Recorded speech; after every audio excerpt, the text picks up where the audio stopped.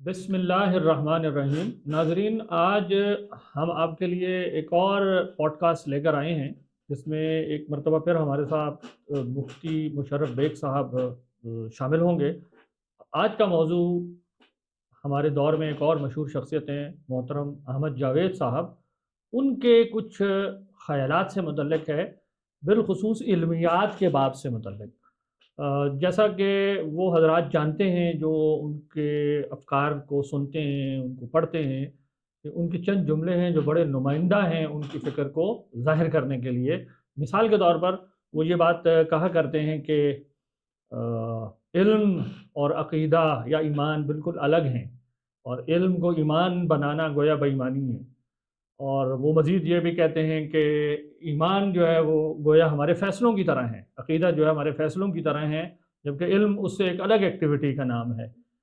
اسی طریقے سے وہ یہ بھی فرماتے ہیں کہ جاننا الگ ہے اور ماننا بالکل الگ ہے، اللہ تعالیٰ کو مانا تو جا سکتا ہے، جانا نہیں جا سکتا وغیرہ۔ تو یہ وہ کچھ ان کے نمائندہ بیانات ہیں جو ان کے علمیات سے متعلق خاص قسم کے رجحان کو ظاہر کرتے ہیں، اور چونکہ وہ ماشاءاللہ سے بہت پڑھے لکھے انسان ہیں اور بہت زیادہ یعنی ان قوت بیان بھی اللہ تعالیٰ نے ان کو بہت زیادہ بیان عطا فرمائی ہے، اور لوگ ان سے ہدایت کی طرف ان کی طرف دیکھتے ہیں۔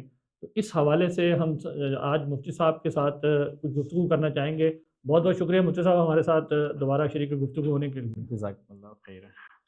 تو مفتی صاحب، یہ میں نے آپ کے سامنے ایک تعارف تو رکھ دیا ہے ان کی گفتگو کا۔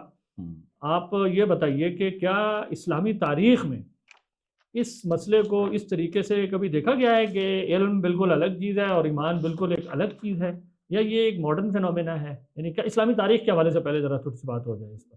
بسم اللہ الرحمن الرحیم، الحمد للہ رب العالمین، والصلاة والسلام علی اشرف الانبیاء المرسلین وخاتم الانبیاء والمرسلین، اما بعد۔ ہم لوگ جو ہماری کلامی روایت ہے اور عقیدے کی جو روایت ہے، کیونکہ یہ سوال ہم نے جیسے کہ پچھلے پوڈ کاسٹ میں اس پہ بات کی تھی کہ ہمارا علم کلام وہ علم ہے کہ جو تمام کے تمام باقی علوم کو ایگزیمز پرووائڈ کرتا ہے، اور اس سے اوپر اس کا کوئی علم نہیں ہے۔ جہاں پر اپسٹیمولوجی کی بحث اور ہماری ایگزیولوجی کی بحث وہاں ہوتی ہے۔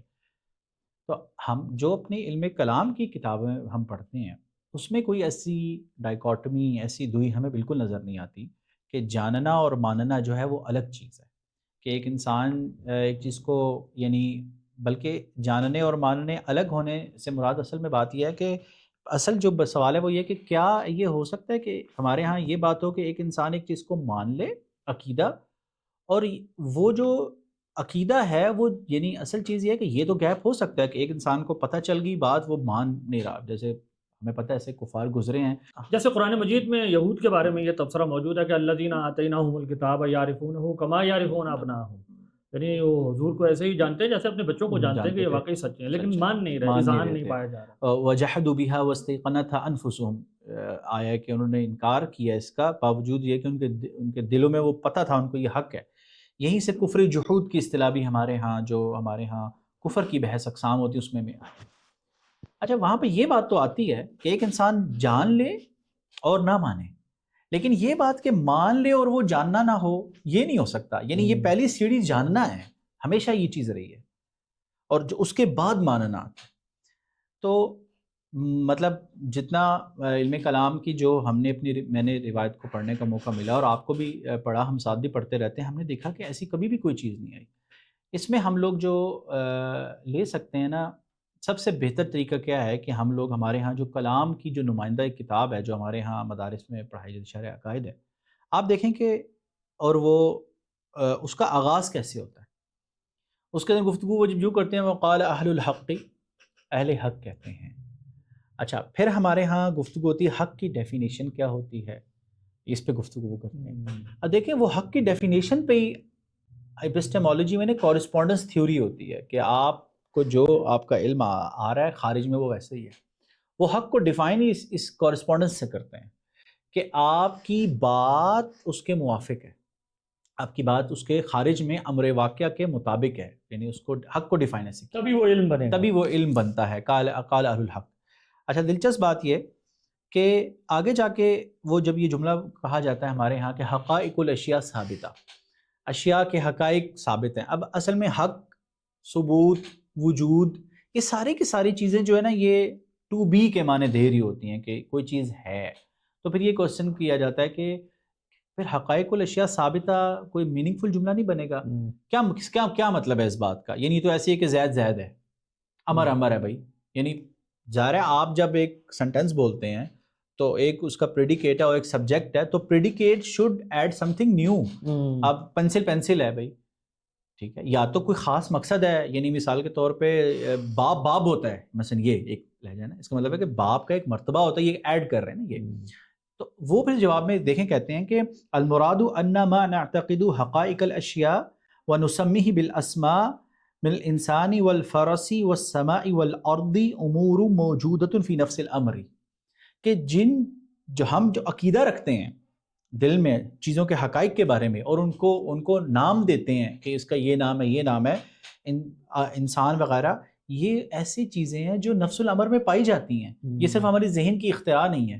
اب دیکھیں ہمارے عقیدے کی گفتگو شروع یہیں سے ہو رہی ہوتی ہے کہ وہ میرے علم اور وجود خارجی، یعنی اگر میں وہ اصطلاح وجود ذہنی وجود خارجی، اس کو بالکل اس کو پل بنا دیتے ہیں جس کو آپ کبھی توڑ نہیں سکتے. اس کے بغیر یہ پل جب ٹوٹتا ہے تو ہمارے علمیات کی بحث میں اس تعلق کو جہل کہتے ہیں. کہ اگر میرے ذہن میں ایسا اذہان پایا جا رہا ہے، ایسا اعتقاد پایا جا رہا ہے جو مطابق واقعہ نہیں ہے، اس کو جہل کہتے ہیں. جہل کہا جائے گا. تو یہ گفتگو کا یعنی خدا کا وجود بعد میں طے ہوگا. ہمارے ہاں آپ دیکھ لیں نبی کی نبوت بھی بعد میں طے ہوگی. پہلے یہ چیز طے کی جاتی ہے ہمارے علم کلام میں کہ حق جو ہے نا وہ کیا ہے. اس وجہ سے یہ بات جو ہے یہ بات تو بالکل کلیئر ہوگی. اب اگلی بات کہ ہم ایمان کے لفظ کو ذرا دیکھ لیتے ہیں. تو ایمان کو ڈیفائن جب کیا جاتا ہے تو ایمان کو تصدیق سے ڈیفائن کیا جاتا ہے. ایمان تو تصدیق ہے. اب ظاہر تصدیق آپ کو پتہ ہے کہ یعنی شریعہ جب آ کے کوئی شریعہ اصطلاح بناتی ہے تو ہمیں پتہ ہے کہ ہوتا یہ ہے کہ اس اہل زبان ایک ٹرم بول رہے ہوتے ہیں، شریعہ اسی میں سے ایک لفظ کو لیتی ہے، اس میں کچھ تقییدات کر دے. جیسے نماز کا ایک لفظ ہے، نماز صلات کو دعا کے معنی میں لیتے تھے، صوم کو وہ کسی چیز سے رک جانے کے معنی میں، گھوڑوں کو جب وہ پابند کر دیتے تھے کہ کھانا پلانے نہیں دیتے تھے، تو شریعت اس ورڈ کو لیتی ہے اور اس میں تقیید کر دیتی ہے کہ اس وقت سے اس وقت تک فلاں بندہ اس نیت سے رکے گا تو وہ ہو جائے گا. اب دیکھیں کہ جو لغوی معنی ہوتا ہے اس کے اندر کچھ چیزیں ایڈ کرنی، کچھ متعلقات ایڈ ہو جاتے ہیں.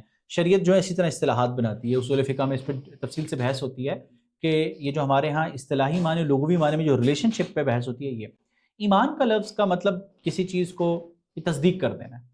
وہ کہتے ہیں کہ اصل میں لغوی معنی میں، اس میں آگے بحث ہے کہ لغوی معنی میں استعمال ہوا تو وہ کہتے ہیں کہ اس میں فرق یہ پڑ جاتا ہے کہ جب آپ صلی اللہ علیہ وسلم جن چیزوں کو لے کے آئے ہیں، جب آپ کی یہ تصدیق انسان کو اس سے وابستہ ہو جاتی ہے تو یہ ایمان بن جاتا ہے. اب ظاہر ہے جیسے مثال کے طور پہ میں اس بات کو ایکسیپٹ کرتا ہوں کہ یار ایرسٹوٹل تھا، یہ ایمان نہیں ہے اگرچہ تصدیق ہے. یہ جملہ جہاں میں پڑھتا ہوں ہاں یار تھا ایرسٹوٹل، مجھے پتہ ہے میں پہنچا ہے، یا اسٹیفن ہاکنگ نام کا ایک سائنٹسٹ گزرا ہے، میں اس بات کو ایکسیپٹ کر لیتا ہوں، لیکن یہ ایمان نہیں، کیونکہ یہ کوئی شرعی تقاضا نہیں. ایمان اس کے ساتھ ثواب اور عقاب وابستہ نہیں، اس کے ساتھ ثواب اور عقاب وابستہ کیونکہ ایمان یا عقیدہ تب کوئی چیز بنتی ہے جب نبی کی جہد سے اس کے بارے میں یہ خبر مل جائے کہ عند اللہ اس پر ثواب اور عقاب مرتب ہوں گے. بالکل ایسے ہی ہے. لیکن علم اس معنی میں کہ وہ جو میں بات کہہ رہا ہوں وہ علم ہے حقیقت کے مطابق ہے، وہ علم سے باہر نہیں ہوتی. جو میرا ایمان ہے وہ علم سے باہر نہیں ہوتا، علم براڈ کیٹیگری کے طور پہ آ جاتا ہے اوپر. اچھا اب نا اس میں دلچسپ بات کہ علامہ تفتزانی رحمۃ اللہ علیہ نے یہاں پر ایک اس کو جاننے کے ساتھ ہمیں کنیکٹ کرنے کی ضرورت ہے. ہمارے منطق میں جب نا منطق کا موضوع شروع ہوتا ہے تو ہم طے کرتے ہیں کہ منطق کا موضوع علم ہے. اس وجہ سے ہماری بہت سی جو علم سے متعلق مباحث ہوتی ہیں وہ علم منطق کے تحت ہو رہی ہوتی ہیں. علم ہے، علم کو ڈیفائن کرتے ہیں، پھر وہ کہتے ہیں علم دو طرح کا ہوتا ہے، ایک تصور ہوتا ہے، ایک تصدیق ہوتی ہے. اور پھر اس کے درمیان جو فرق کیا جاتا ہے وہ نسبت کی وجہ سے ہوتا ہے کہ جب میں دو چیزوں کے درمیان کوئی لنک نسبت قائم کر دیتا ہوں یا نسبت کا اذعان میرے اندر آ جاتا ہے کہ یہ ہے، دس از، یعنی آپ یہ سمجھ لیں کہ دو ڈیوائسز ہیں، ان کو جب وائر کے تھرو میں کنیکٹ کر دیتا ہوں وہ کہتے ہیں یہ تصدیق ہوتی ہے. اور جب یہ چیز نہیں ہوتی اور یقین کے ساتھ کرتا ہوں، اسی وجہ سے وہ کہتے ہیں کہ حتیٰ کہ یہ جو شک ہوتا ہے، یہ وہم ہے، یہ تصور کے قبیل سے ہے. علم کی اصطلاح، علم منطق کی اصطلاح کے مطابق یہ تصور کے قبیل سے ہے. تصدیق بنے گی تب جب یقین ہو اور دو چیزوں کے درمیان میں، دو کانسیپٹس کے درمیان میں خدا ہے، خدا ہونا، ان کے درمیان میں نے ایک نسبت جو قائم کر دی ہے، ایک جو وائرڈ کر دی ان دونوں کو آپس میں، یہ پھر تصدیق بنے گی۔ اچھا، اس پہ نا ایک سوال یہ پیدا ہوتا ہے، ہم نے جیسے گفتگو میں شروع میں کہا تھا کہ بہت سے لوگ ہوتے ہیں وہ جن کو پتہ ہوتا ہے کہ یہ سچے ہیں، جیسے آپ صلی اللہ علیہ وسلم کے بارے میں پتہ تھا، بہت سے لوگوں کو، ابو جہل کو پتہ تھا کہ یہ نبی سچے ہیں، لیکن نہیں مانتے تھے اس چیز کو، تو کیا وہ تصدیق نہیں ہے؟ تو اس حوالے سے ہمارے ہاں تھیورائز اس کو ذرا مختلف طرح سے کیا جاتا ہے۔ بعض کہتے ہیں کہ یار یہ تصدیق تو ہے لیکن شرعاً معتبر نہیں ہے، بعض کہتے ہیں نہیں یہ تصدیق ہی نہیں ہے سرے سے۔ اب علامہ تفتزانی کیا کہتے ہیں، ان کی عبارت سنیں، وَلَيْسَ حَقِيقَةَ التَّصْدِيقِ أَنْ يَقَعَ فِي الْقَلْبِ نِسْبَةُ الصِّدْقِ إِلَى الْخَبَرِ أَوِ الْمُخْبِرِ مِنْ غَيْرِ إِذْعَانٍ وَقَبُولٍ۔ علامہ عبدالعزیز برہاروی رحمۃ اللہ علیہ جو ہیں وہ اس پہ نا اس کو پرابلمٹائز کرتے ہیں کہ یار یہ کیا بات ہوئی۔ کہتے ہیں سوال یہ پیدا ہوتا ہے کہ وہ لوگ جو کہ نہیں تھے اس کو پرابلمٹائز کرتے ہیں، وہ کہتے ہیں ان بعض الکفار كانوا يعلمون ان النبی صلی اللہ علیہ وسلم صادق كأهل الكتاب كانوا يعرفونه كما يعرفون ابناءهم فوجد منهم التصديق ومع ذلك لم يحكم الشرع بإيمانهم فعلم ان التصديق وحده ليس بإيمان۔ کہ کفار تو تھے جو مانتے تھے کہ آپ صلی اللہ علیہ وسلم سچے ہیں، جیسے اپنے بچوں کو جانتے تھے، جس یقین اور وثوق کے ساتھ ایسے آپ صلی اللہ علیہ وسلم کو بھی پہچانتے تھے کہ یہ وہی نبی ہیں جن کی ہماری کتابوں میں کا تذکرہ آیا ہے۔ اس سے وہ کہتے ہیں پتہ چلا کہ یہ ہو سکتا ہے کہ تصدیق ہو اور ایمان نہ ہونا، اس کو پرابلمٹائز کیا۔ اس کا جواب پھر علامہ تفتزانی نے یہ دیا۔ اس پہ جو علامہ برہاروی رحمۃ اللہ نے کمنٹ کیا ہے وہ دلچسپ ہے، کہتے ہیں وَحَاصِلُهُ أَنَّ التَّصْدِيقَ هُوَ التَّسْلِيمُ وَلَمْ يَكُنِ التَّسْلِيمُ حَاصِلًا لَهُمْ۔ کہتے ہیں ان کے جواب کا جو خلاصہ ہے کہ تصدیق جس کو ہم کسی علم منطق میں تصدیق کہتے ہیں، جس کو یہ پروپوزیشن جس کو کہتے ہیں، ٹھیک، پروپوزیشن جو ہوتی ہے ہماری، جملہ جو ہوتا ہے ہماری خبریہ جو ہوتا ہے، وہ اس میں تسلیم ہے، اگر ان لوگوں کو اصل میں تسلیم حاصل ہی نہیں تھی۔ اچھا، پھر سوال پیدا ہوتا ہے کہ پھر کیا تھا وہ؟ کہتے ہیں بل کان علمهم بصدق النبی صلی اللہ علیہ وسلم کا علم السوفسطائی بوجود العالم۔ ان کا علم آپ صلی اللہ علیہ وسلم کے بارے میں سوفسٹ کی طرح تھا، جیسے سوفسٹ یعنی دوسرے لفظ میں وہ کہہ رہے ہیں کہ کانٹین تھے۔ چلے اس کو ہم الگ سے لیتے ہیں۔ کہتے ہیں ہاں، میں آپ کی بات کا مطلب یہ بن رہا ہے کہ ہمارے ہاں اس حوالے سے جب علم اور ایمان کی بحث کو دیکھا گیا تو دو طرح سے اس کو تھیورائز کرنے کی کوشش کی گئی۔ ایک یعنی یوں کہا گیا کہ اس میں گیپ ہو سکتا ہے بوجہ جہود، یا یہ کہ اس میں گیپ ہے ہی نہیں، اور جنہوں نے یہ کہا انہوں نے اس کے تصدیق ہونے اور علم ہونے کا ہی گویا اس کو آؤٹ کر دیا جو تسلیم کے بغیر پایا جا رہا ہے۔ لیکن اس تھیورائزیشن میں کہیں یہ بات نہیں ہے کہ علم بالکل ایک الگ چیز ہے اور عقیدہ اور ایمان بالکل ایک الگ چیز ہے۔ اس میں دیکھیں مفتی صاحب یہ بات بھی یعنی قابل غور ہے، جب یہ کہتے ہیں کہ یہ ارادہ ہے، سوال یہ ہے کہ ارادہ کس چیز سے جنم لے رہا ہے؟ وہ کیا ارادہ مطلب الرٹ اپ ہے، یا کسی چیز کا بھی میں اپنا رجحان قائم کر لوں کسی چیز کی طرف تو میرا ایمان ہو جائے گا اور معتبر ہو جائے گا، یا وہ کسی دلیل کے اوپر کھڑا ہو تو میں کہوں گا کہ یہ اب واقعی معتبر ہو گیا؟ اور اس کو شاید اس یہاں پر جہت سے بھی دیکھنے کی ضرورت ہے، یا اس میں یہ بھی اہم پہلو ہے کہ ہمارے ہاں جیسے آپ نے کہا کہ بغیر جاننے کے ماننے کا ہمارے ہاں کوئی تصور نہیں ہے۔ یہ گیپ البتہ مانا گیا ہے کہ جانتا ہو لیکن انکار کرے، جہود کرے۔ اس کو آپ یوں دیکھیں کہ ہمارے ہاں یہ جو مقلد کی ایمان کی بحث ہے وہ کس طرح اس کے ساتھ جڑی ہوئی ہے۔ ہمارے متکلمین کے یہاں یہ بحث رہی ہے کہ جو شخص بغیر کسی دلیل کے رسول اللہ صلی اللہ علیہ وسلم کے تصدیق کرتا ہے، کیا اس کا ایمان معتبر بھی ہے یا نہیں ہے؟ اور آپ کو معلوم ہے کہ ہمارے یہاں معتزلہ تو اس ایکسٹریم تک چلے گئے تھے اس بحث میں کہ وہ کہتے تھے اس کا ایمان معتبر ہی نہیں ہے، کیونکہ یہاں تو جس بنیاد پر یعنی جس جاننے کو بنیاد بننا چاہیے ایمان کے لیے وہ تو غائب ہے۔ اور بعض اہل سنت میں بھی ہمارے ایسے ائمہ گزرے ہیں جنہوں نے کہا کہ نہیں، ایمان معتبر تو ہے، انشاءاللہ وہ اس کو گناہ نہیں ملے گا، یعنی ابدی عقاب سے وہ بچ جائے گا، لیکن اس کا یہ عمل کہ وہ اس نے بالکل دلیل نہیں سیکھی اور اندھا یعنی تقلید کر لی ہے، وہ کہتے ہیں اس پر وہ گنہگار ہو جائے گا۔ اور اس کو آخر میں جا کے امام رازی نے آپ دیکھیں انہوں نے تھیورائز کرنے کی کوشش کی ہے، وہ صاف پتہ چل جاتا ہے کہ اس تھیورائزیشن میں ان کی آخری بات یہ ہوتی ہے کہ ایک ایسا شخص جو بالکل کسی دلیل کو سمجھنے کے لائق ہی نہیں ہے اور وہ تصدیق کر رہا ہے، تو ایسا مقلد ہے، تو وہ کہتے ہیں کہ ایسا شخص تو گویا اس سے شرعی تکلیف بھی بس زائل ہو گئی کیونکہ وہ اس کا اہل ہی نہیں رہا، تو اس کی تصدیق مانی جائے گی ان اللہ۔ تو آپ دیکھیں یعنی پوائنٹ یہاں سمجھنے کا یہ نہیں ہے کہ مقلد کا ایمان معتبر ہے یا نہیں ہے، کون سی پوزیشن ٹھیک ہے۔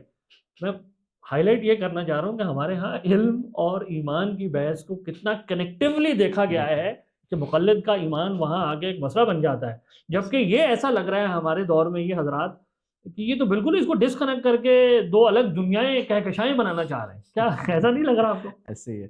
اچھا آپ دیکھیں یہ جو آپ نے کہا نا کہ مقلد کے ایمان، ہمارے ہاں عام طور سے یہ طے کیا جاتا ہے کہ اصول الدین، دین کی جو بنیادی قدم خدا کا ہونا، اس میں تقلید نہیں ہوتی کبھی بھی. اس کے بعد تقلید شروع ہوتی ہے. ایک عامی بندہ یعنی فقہا لکھتے ہیں کہ لا مذہب ہے، اسے کوئی مذہب نہیں، فقہی مذہب نہیں ہے، یا تو اس نے قدوری وغیرہ پڑھی ہو، کوئی تھوڑا سا ہو، اس کا مذہب ہوتا ہے فقہی مذہب جو علمی طور پہ کنسسٹنسی. عام بندہ بس ٹھیک ہے، اس کو پتہ ہے یار یہ مولانا صاحب ہیں، قابل اعتماد ہیں، اس پہ عمل کیے کافی. لیکن مثلا کوئی بندہ جو ہے وہ کفر پہ چلا جاتا ہے، ختم نبوت کا انکار کر دیتا ہے، تو ہمارے ہاں یہ روایت میں لیا گیا کہ یہ جو دین کی جو بنیادی چیزیں اصول الدین جن کو کہتے ہیں، یا اصول الدین ہوتے ہیں، کہ بالکل اس میں تقلید نہیں قابل قبول ہوتی، کیونکہ اس کے بغیر وہ وہاں پر یہ نہیں عذر کہ بھئی میں نے تو فلاں کو میرے ابو نے کہہ دیا. اب آپ دیکھیں آج کے دور میں ہمیں یہ لوگ موجود ہیں، ہمارے ہاں ایتھسٹ ایگنوسٹکس پیدا ہو رہے ہیں، ہماری نسلوں میں پیدا ہو رہے ہیں، یونیورسٹیز میں جاتے ہیں. اب دیکھیں ان کی کیفیت ایسی ہوتی ہے، ٹھیک ہے اب ڈیڈ یہ کہتے ہیں تو میں بھی ٹھیک ہے کہہ لیتا ہوں بس. اب مجھے بتائیں کہ یہ ایمان ہوگا؟ اس کو کوئی ایمان کہے گا کہ ہاں خدا، بس وہ کہتے ہیں مجھے نہیں پتا ہے نہیں، لیکن ابو کہتے ہیں مسلمان ہیں تو ہم بھی مان لیتے ہیں، ہم نماز پڑھتے ہیں. یہ ایمان کو کوئی بھی نہیں مانے گا اس چیز کو. کیوں نہیں مانیں گے؟ کیونکہ وجہ اس کی ہے کہ وہ جو کہہ رہا ہے جس چیز کا، اس کو وہ وجود خارجی میں، یعنی وجود خارجی میں ہونا اس کا جو ہے، اس کے اندر سرٹینٹی نہیں آ رہی. اور آپ دیکھیں کہ انہوں نے جب یہاں پر یہ بات کی کہ خارج میں جو وہ لوگ جو کہ آپ صلی اللہ علیہ وسلم کو کہ دل میں یہ بات آ گئی تھی، اس کو کس سے کمپیئر کیا ہے انہوں نے؟ سوفسطائیوں سے کمپیئر کیا ہے. اب سوفسطائی کیا کرتے تھے؟ سوفسطائی جو تھے وہ میں نہیں مانتا مطلب یہ کرتے تھے. یعنی اب ہم یہ کہ مانتے ہیں کہ کچھ انسان کے اندر اضطراری علم ہے، جس کو بدیہیات کہتے ہیں، وہ اضطراری علم ہے، انسان مجبور ہے اس کو ماننے پہ. یعنی اگر اس کا انکار کر دے گا تو وہ تضاد ہوتا ہے. یعنی ایک بندہ کہ اگر ایکسٹریم فارم میں چلا جائے اور کہ میں کسی چیز کو نہیں مانتا، تو اس سے تو گفتگو ختم ہو جائے گی. یار تم پھر گفتگو کس سے کر رہے ہو؟ تم اگر کسی چیز کو مانتے ہی نہیں ہو، تمہارا جو انٹرلاکولر جو سامنے ہے وہ بھی پتہ نہیں ہے کہ نہیں ہے، میں بھی پتہ نہیں بیٹھا ہوں یا نہیں بیٹھا، یہ تو میں اس پہ بھی شک کر رہا ہوں کہ میں شک کر رہا ہوں. یہ ایکسٹریم فارم ہے، ظاہر یہ نہیں ہو سکتی کبھی بھی انسان. تو ہمارے جو فقہا تھے وہ لائی ڈیٹیکشن کے طور پہ کہتے تھے کہ یار ان کو تھوڑا سا تکلیف وغیرہ پہنچا کے ذرا دیکھو، تو اگر یہ رسپونڈ کریں تو ان سے پوچھو کہ یار کوئی چیز ہے یا نہیں ہے، تو وہ کہیں گے ہے، تو اس کا مطلب ہے کہ یہ چیزیں ہیں. دیکھیے کتنی گہری بات ہے اس چیز سے کہ اس کو، یعنی یہاں پر ایک چیز میں صرف ایڈ کرنا چاہوں گا کہ قرآن مجید اور حدیث میں یہ تفصیل سے باتیں بیان ہوئی ہیں کہ آپ صلی اللہ علیہ وسلم پہ کچھ طبقے تھے جن کے دل میں یہ علم آتا تھا اور نہیں. اس کا انالیسس دیکھیں کہاں پہ ہوا ہے. ایسا انالیسس، سچی بات یہ کہ میں نے عام تفاسیر میں نہیں پڑھا کہ جو یہ بتاتا ہو کہ، یعنی دیکھیں اس کو یوں سوچیں، یعنی ہم کوئی فتویٰ نہیں لگا رہے، ہم صرف یہ کہہ رہے ہیں کہ دنیا میں ایسے لوگ گزرے ہیں جن کو دل میں آ جاتا تھا کہ سچے، پھر بھی نبی کو نہیں مانتے تھے. ہم یہ کیسے لوگ تھے؟ لیکن ایک سافسٹ کے پاس جائیں گے نا کہ یار سو واٹ، بالکل ممکن ہے، آؤ میں تمہیں تھیورائز کر کے دیتا ہوں. اور وہ تھیورائز کر کے دیتا تھا سافسٹ اس کو بیٹھ کے کہ یار یہ کیونکہ اس کے دل میں تو آ گئی ہے، یہ اس کے اندر کی کیفیت ہے، خارج میں ہو نہ ہو یہ ضرور نہیں ہے. اور علامہ بخاری بالکل یہ جملہ بولتے ہیں کہ فَإِنَّ هَذَا الْعِلْمَ ضَرُورِيٌّ، یہ اضطراری علم ہے، لا يخلو عنہ عاقل، کہ کسی وجود کا عالم عقل والا سہول، فهو حاصل سوفسطائی کو حاصل ہوتا ہے یہ علم، لَكِنَّهُ لَا يُذْعِنُ وَلَا يُسَلِّمُ وجود، لیکن وہ ایکسیپٹ نہیں کرتا کہ خارج میں یہ موجود ہے. اچھا اس پہ اب آپ یہ دیکھیے کہ جب ہم نے یہ باتیں طے کر لی، اسٹیبلش کر لی، یہ سب چیزیں ہیں، تھوڑی دیر کے لیے ہم ان کو الگ کرتے ہیں. ہم کہتے ہیں کہ چلے ہم نے آپ کی بات ایکسیپٹ کر لی کہ ایمان جو ہے وہ میرا فیصلہ ہے، لیکن یہاں پر اس کی پریفرنس کا سوال، مرجح کا سوال، ہم اگر اپنی کلامی ووکیبلری یوز کریں تو مرجح کیا ہے؟ ایک انسان یہ فیصلہ کیوں کرتا ہے؟ الٹ ٹپ کر لیتا ہے. یعنی ایک بندہ یوں کہتا ہے یار میں سوسائٹی مسلمانوں کی ہے، یہاں پر ظاہر ہے میں نے شادی کرنی ہے، بچیاں ساری مسلمان ہیں، مجھے تو کوئی رشتہ نہیں دے گا، میں کسی جگہ پہ جا کے کروں گا تو کوئی مجھے مار بھی ہو سکتا ہے کر دے، میں بالکل آئسولیٹ ہو کے سوسائٹی میں رہ جاؤں گا. ٹھیک ہے یار میں فیصلہ کرتا ہوں، میں مسلمان ہوں، اور میں ساری زندگی اس پہ اس پہ اس کے بچے بھی ہو رہے ہیں. اور آپ یقین جانے پچھلے دنوں میں بس یہ کوسچن آیا، ایک لڑکا اس نے کینیڈا چلا گیا تو اس نے مجھ سے سوال کیا باقاعدہ، یہ اس نے کہا کہ میں نے یہ زندگی گزاری، میری شادی، میرے بچے ہیں، لیکن کینیڈا آنے کے بعد نا مجھے پتہ چل گیا کہ میں پاکستان میں تھوڑا سا نا رد عمل کا شکار تھا. تو اب اور پھر دوسرا اس نے یہ کہا کہ میری جو پہلے میں نا خواتین کے حوالے سے، ان کے حقوق کے حوالے سے نا اسلام پہ میرے اعتراضات تھے، لیکن میری شادی ہوئی 2 سال گزرے تو مجھے پتہ چلا کہ اسلام نے جو باتیں کی ہیں وہ پریکٹیکل باتیں، درست باتیں ہیں. اب میں اس پہ ہوتا ہوں. مجھے بتائیں کہ میرا نکاح ہے یہ نہیں ہے. تو جو بھی ابھی ہم اس فقہی بحث پہ نہیں جا رہے، اب آپ دیکھیں کہ وہ بندہ نفاق کی زندگی گزار رہا تھا. دیکھیں مدینے کے جو منافقین تھے وہ بھی نماز پڑھا کرتے تھے، انہوں نے فیصلہ کیا ہوا تھا کہ ہم اپنے آپ کو ایسے ظاہر کریں گے، فیصلہ کیا ہوا تھا ایمان والے. یہ فیصلہ کس بنیاد پہ ہو رہا ہے؟ اچھا یہ یہیں سے پریگمیٹزم نکلتی ہے. پریگمیٹسٹ تھاٹ کیا کہتی ہے؟ پریگمیٹسٹ تھاٹ یہ کہتی ہے یار چھوڑو یہ میٹا فزیکل بلنڈر، یہ جو بلف ہے نا میٹا فزیکل، اس کو چھوڑو، تم یہ دیکھو اس سے تمہیں فائدہ کیا ہو رہا ہے. وہ یہی کہتے تھے، وہ اس کو آ کے دیکھ لو. میٹا فزکس میں اہم ہی باتیں ہیں. اگر آپ کو اس سے، یعنی اگر اللہ کو مان لینے سے میرا نفسیاتی گیپ ختم ہو رہا ہے، میرا عدم تحفظ ختم ہو رہا ہے، تو ٹھیک ہے ایمان لے او مان لو، لیکن خارج میں ہونا نہ ہونا یہ ریلیونٹ باتیں ہیں. گویا یعنی اس سے معلوم یہ ہو رہا ہے کہ ارادہ کر لینا، فیصلہ کر لینا، یہ کوئی ایسی توجیہ نہیں ہے جس پر بات ختم ہو جائے. یہ بذات خود کسی توجیہ کا تقاضا کر رہا ہے کہ یہ فیصلہ کس بنیاد پہ ہوا ہے. یہ کیا خدا کو میں اس لیے مانتا ہوں کہ خدا واقعی حقیقت ہے، اور یا اس لیے مان رہا ہوں کہ میرے کسی مسئلے کا حل ہو جاتا ہے نفسیاتی. یعنی ان حضرات کی اس ڈائیکاٹمی کو ہم قرآن و سنت پہ پیش کر دیں کہ بھئی ارادہ ہے میرا، تو اب قرآن و سنت سے پہ بھی ہم تلاش کریں کہ کیا ہر ارادہ کافی ہوتا ہے، یا قرآن و سنت ارادے کو ڈیفائن کرتے ہیں. یار ارادہ کیوں بنا ہے واقعی میں؟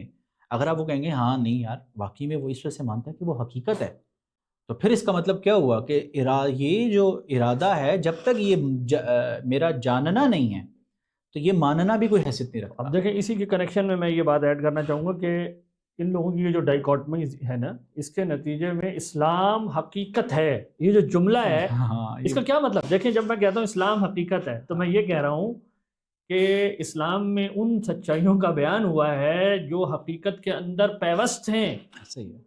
تو میں جب یہ اقرار کر رہا ہوں تو کیا بغیر علم کے کر رہا ہوں؟ یعنی ویئر از دا لنک؟ اس کا بیان جب تک میں نہیں کروں گا تو میرا ماننا پھر کیا ہے؟ یعنی یہ تو گویا یہ کہہ رہے ہیں کہ اسلام حقیقت ہے، یہ صرف میں جانتا نہیں ہوں، صرف میں مانتا ہوں. یعنی عجیب و غریب قسم کی خطرناک ایک یعنی اس کو صورتحال پیدا کر دیتے ہیں. اور اسی ضمن میں دیکھیں یہ ایک بات اور شامل ہو جاتی ہے کہ ان کی اس گفتگو کے بعد میرے ذہن میں یہ سوال ہمیشہ پیدا ہوتا ہے کہ ایک شخص جو ہے، جو ایک مسلمان جو گواہی دیتا ہے رسول اللہ صلی اللہ علیہ وسلم کی نبوت کی یا ان کے بیان کردہ حقائق کی، وہ گواہی علم ہے یا اس سے خارج ہے؟ ان لوگوں کی گفتگو سے تو ایسا لگتا ہے یہ بالکل علم سے ایک خارج چیز ہے، جبکہ اس کے برعکس ہماری روایت میں تو ایسے نہیں ہے. جیسے آپ نے یہ بہت اچھے طریقے سے واضح کیا کہ ہمارے ہاں تو علم کو دیکھا ہی ہو جاتا ہے کہ وہ کورسپونڈنس ہے. تو اب دیکھیں ہمارے ہاں کس طرح ترتیب سے گفتگو ہے کہ نبی جو تجربہ فرماتے ہیں وحی سے، وہ چونکہ خارج مطلب جو خارج حقیقت ہے اس کے عین مطابق ہے تو وہ علم ہے. نبی کا ادراک بذریعہ وحی علم ہے. بالکل نبی اس دعوے میں کہ میں خدا کا نمائندہ ہوں، غیر نبی کے لیے یہ دعویٰ علم کس بنیاد پر ہے؟ کیونکہ اس نے معجزے کی بنیاد پر نبی کی تصدیق کی ہے، اور معجزہ اس کے دعوے کے عین مطابق ہوتا ہے، اس کی خبر سے کذب کو ختم کر دیتا ہے. کیونکہ دیکھیں جب کوئی شخص یہ کہتا ہے کہ میں نبی ہوں، یہ دعویٰ کیا ہے، ابھی اکثر جب اس نے دعویٰ کیا ہے تو یہ تو ایک خبر ہے، وہ یہ بتا رہا ہے کہ مجھے خدا نے نمائندہ بنا دیا ہے تمہاری طرف، تم میری بات مانو گے تو ثواب ملے گا ورنہ عقاب ملے گا. یہ خبر ہے. اس خبر میں بطور خبر صدق اور کذب دونوں کا احتمال تھا. اب کذب کا احتمال رفع کیا میں نے جب ہم نے اس کے حق میں دلیل آ گئی یعنی معجزے کی صورت میں. اب اس سے صدق اور صدق ہی رہ گیا. اب میں نے جس دلیل کی بنا پر اس کے سچے ہونے کی تصدیق کی ہے وہ دلیل عین مطابق ہے اس کے دعوے کے، تو میری تصدیق، میرا یہ گواہی دینا یہ بھی علم ہے. تو آپ دیکھیں کہ یہاں سب کچھ علم کے دائرے کے اندر ہے، کوئی باہر نہیں ہے کہ ماننا ہے گویا ایک اندھا کوئی ایمان ٹائپ کی چیز ہے. مجھے نہیں سمجھ میں آتی کہ اس ساری گفتگو کے بعد یہ حضرات اس سارے فریم ورک کو کیسے رکھیں گے، اور ہمارے یہاں الحمدللہ اس پر بہت کلیئرٹی کے ساتھ گفتگو ہوتی رہی ہے. ایک چیز مطلب بظاہر تو گمان یہی ہے کہ ظاہر ہے میرا نہیں خیال کہ کوئی بھی بندہ یہ کہے کہ یار جو میں خدا کو مانتا ہوں خارج میں نہیں ہے. تو ظاہر ہے پھر یہ کوشچن پیدا ہوگا کہ یہ لوگ کہنا کیا چاہتے ہیں. ایک اس کی معقول تو جو سمجھ آتی ہے وہ یہ ہو سکتی ہے کہ ایک ہے مشاہدہ، دوسری چیز یہ ہے عقلی استدلال. ان لوگوں کو جو پرابلم پیش آتی ہے وہ عقلی استدلال سے آتی ہے کہ عقلی استدلال جو ہے نا وہ انسان کو ان یقین تک نہیں لے کے جاتا. یعنی علم کلام کا سٹرکچر جو ہے وہ ہمیں پتہ ہے عقلی استدلال پہ کھڑا ہے، جس میں شاہد سے غائب پہ استدلال کیا جا رہا ہوتا ہے. جیسے صحابہ نبی جو ہوتے ہیں نا ان کو تو براہ راست انہوں نے تو دیکھا ہوتا ہے نا، تو نبی کا تو مشاہدہ ہو گیا. میں نے تو نہیں دیکھا نبی کو، میں نے تو وہ غائب ہیں، تو میں عقلی استدلال کرتا ہوں. اب آپ دیکھیں کہ اگر یہ واقعی میں اگر ہم ایک توجہ ان کے سائڈ پہ لیں کہ واقعی میں یہی توجہ وہ کرتے ہیں، تو آپ دیکھیں کہ ہمارے ہاں اس کو بھی سوفسٹری کی ایک شاخ شمار کیا گیا. عقلی استدلال کو بالکل کٹ آف کر دینا یا اس کو پلے ڈاؤن کر دینا کہ یار یہ نہیں صحیح، اس پہ تنقید کی ہے. اور یہ بعض ایسے طبقے گزرے ہیں جو کہ عقلی استدلال کا پہ تنقید کرتے تھے. آپ دیکھیں علم کلام میں ہمارے ہاں نظر کی حجت پر بتاتے ہیں. دیکھیں یعنی نظر کا مطلب کیا ہے کہ بلکہ آپ یوں سوچیں کہ دلیل کیسے کہتے ہیں. ہمارے ہاں باقاعدہ اس پہ بحث ہے. دلیل کا مطلب وہ شے ہے جو اپنی ذات کے اعتبار سے کسی اور چیز کو لازم کرنے والی ہو، امپلائی کرنے والی ہو، اور میں صرف اس کو جان رہا ہوں، تو یہ شے کی شے پر دلالت ہے.